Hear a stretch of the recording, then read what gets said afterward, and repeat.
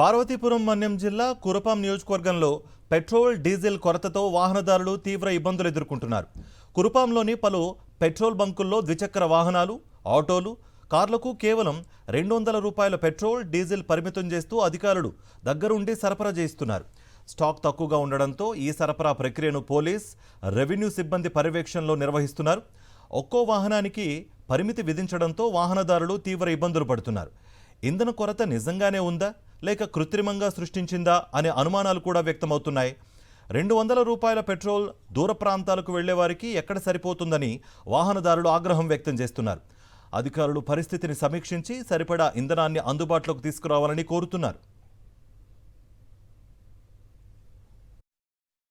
సామాన్య ప్రజలకి 200 మినిమం పెట్టడం, స్టాక్ పాయింట్ లేకపోవడం, ఒక బంకులో పెట్రోల్ ఉంటే ఇంకో బంకులో పెట్రోల్ లేకపోవడం, సామాన్య ప్రజలు చాలా అవస్థలు పడుతున్నారు.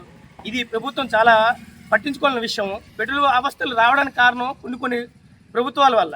మీదన హైకమాండ్ చూసుకుంటే ఈ ప్రభుత్వాలు ఇలా రావు.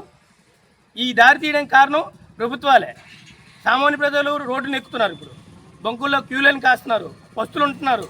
అన్నం తినడానికి కూడా కోస్తులుండి వెయిట్ చేసి మరీ కాస్తున్నారు. 200 రూపాయలు బంకులు పెట్టడం చాలా అమ్మనీయమే. ఇది